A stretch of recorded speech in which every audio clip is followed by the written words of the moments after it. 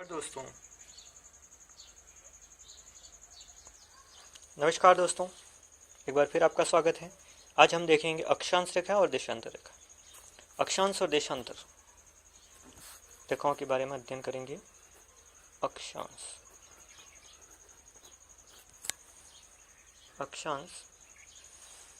और देशांतर रेखाओं के बारे। अक्षांश और देशांतर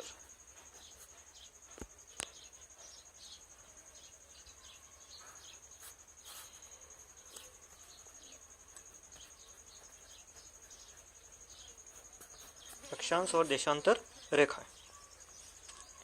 ठीक है, अक्षांश और देशांतर रेखा, अक्षांश अलग चीज है और देशांतर अलग चीज है, और अक्षांश रेखा अलग है और देशांतर रेखा अलग है। अभी फिलहाल अपन देखेंगे अक्षांश और देशांतर रेखाएं क्या है। अक्सर इसी के बारे में प्रश्न पूछा जाता, सामान्य भाषा में देखे तो बहुत बार कंफ्यूज हो जाते हैं। ज्योग्राफी से रिलेटेड है ये, भूगोल से संबंधित। तो मैं आपको एक चित्र बना करके दिखा देता हूँ। बहुत बार रेखाओं के नाम आते हैं, तो इन रेखाओं को कैसे हम बनाएं।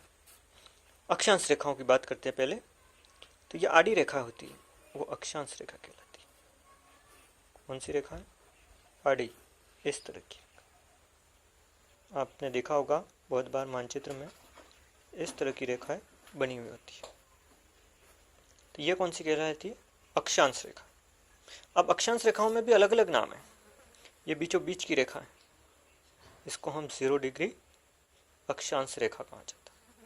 अब जैसे जैसे उत्तर की ओर जाएंगे तो ये बढ़ती जाएगी। ये 23.5 डिग्री हो गया, 23.5 डिग्री अब उत्तर में है, तो उत्तरी अक्षांश कहा जाएगा। उसी प्रकार नीचे भी 23.5 है, 23.5 डिग्री दक्षिण में, इसलिए दक्षिणी अक्षांश रेखा। सबसे ऊपर जाएंगे तो एक बिंदु मिलेगा, ये 90 डिग्री कहलाएगी। 90 डिग्री उत्तरी अक्षांश, और ये 90 डिग्री दक्षिण में केवल बिंदु मिलेगा, 90 डिग्री दक्षिणी अक्षांश।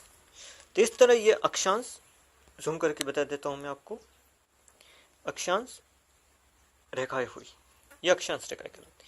अब ये बीचों बीच आपको 0 डिग्री देखा, इसको भूमध्य रेखा कहा जाता है। कौन सी रेखा कहा जाएगा इसको? भूमध्य रेखा।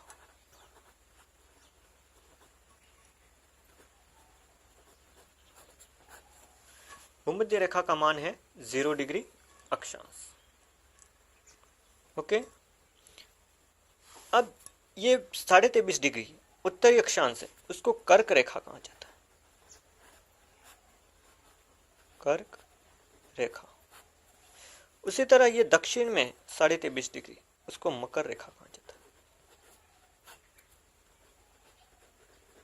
नाम सुना ही होगा आपने, कर्क रेखा का, मकर रेखा का, भूमध्य रेखा का।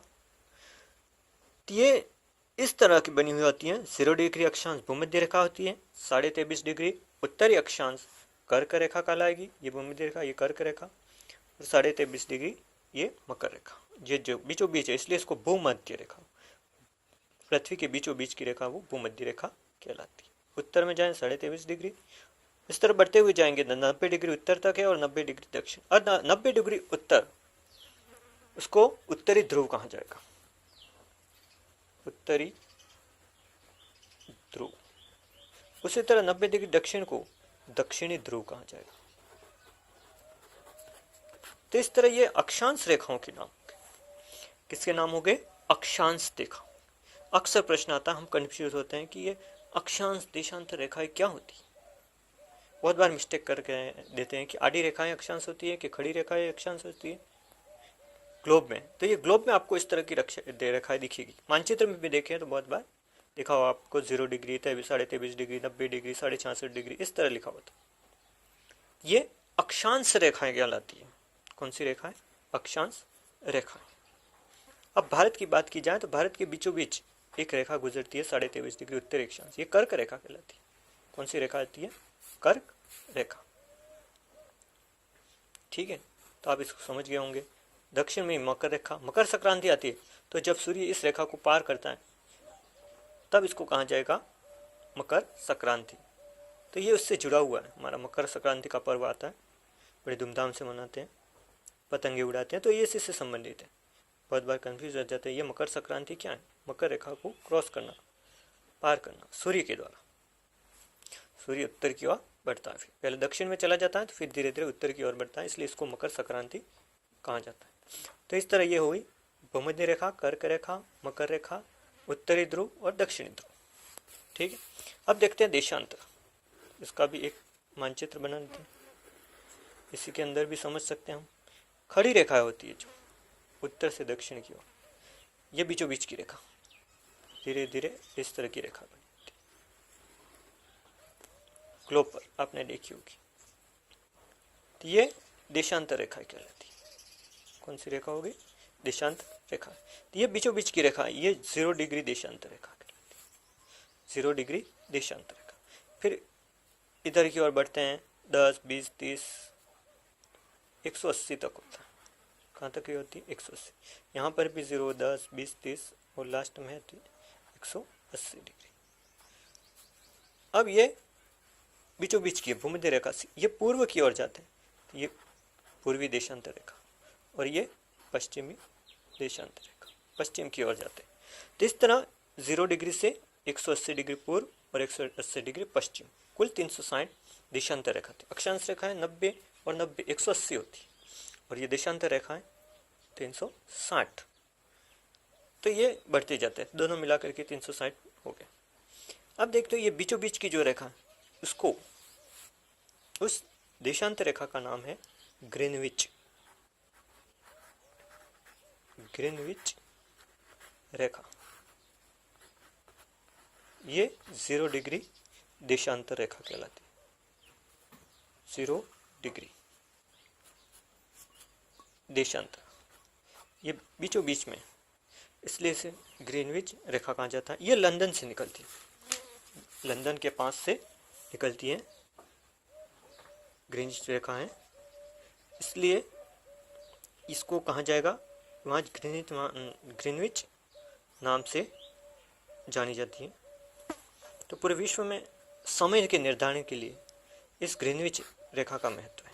इसके माध्यम से ही, ग्रीनविच रेखा के माध्यम से ही समय का निर्धारण होता है। पूर्व की ओर बढ़ते हैं और पश्चिम की ओर बढ़ते हैं, तो समय का अंतर आता है इस ग्रीनविच रेखा पर। ठीक है, तो जैसे जैसे पूर्व में बढ़ते जाएंगे, प्रति देशांतर 4 मिनट का अंतर आएगा। कितने मिनट का? 4 मिनट। जैसे ग्रीनविच रेखा से 10 डिग्री देशांतर गए, आगे बढ़े पूर्व की ओर, तो 4 मिनट बढ़ जाएंगे। कितने मिनट? 4 मिनट। 10 डिग्री गए तो 10 गुणित 4 बराबर 40 मिनट बढ़ जाएंगे। ठीक है, पश्चिम की ओर गए, 10 डिग्री पश्चिम की ओर गए तो 40 मिनट माइनस हो जाएंगे। इस तरह इससे समय का निर्धारण होता है। इसके बारे में हम आगे अध्ययन करेंगे कि कैसे समय ज्ञात करता है। आप कमेंट्स में लिखिए, अगर आपको समय ज्ञात करना है विश्व के अलग अलग देशों का, तो इस रेखा के माध्यम से, ग्रीनविच रेखा के माध्यम से कैसे समय का निर्धारण करते हैं, वो आगे हम सीखेंगे। फिलहाल हमने अक्षांश और देशांतर रेखाओं के बारे में जानकारी प्राप्त की। बहुत ही इंपॉर्टेंट चीज़ है ये, तो आप चीज़ ये नोट कर लीजिए। इसमें से ये रेखाओं के नाम है, उन रेखाओं के नाम विशेष करके आपको याद रखना। आपको ये वीडियो कैसा लगा कमेंट्स बॉक्स में लिखिए।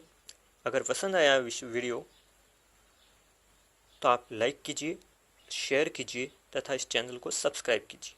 नई नई जानकारी आपको मिलती रहे, इसके लिए बेल आइकन को दबा दीजिए, तो आपको तुरंत ही कोई वीडियो जैसे ही अपलोड हुआ तो आपको तुरंत मिल जाएगा। और जानकारी जो आप चाहे भूगोल से संबंधित, तो ये कमेंट बॉक्स में जो जानकारी चाहिए वो लिख के भेज दीजिए, तो उसके ऊपर भी मैं वीडियो बनाने का प्रयास करूँगा। और साधारण शब्दों में, साधारण भाषा में, जो आम भाषा में, जो आपको समझ में आ जाए, जैसे अक्षांश देशांतर रेखा आपको समझ में आ गई, इससे ये वीडियो आगे भी बनाऊँगा। Thank you.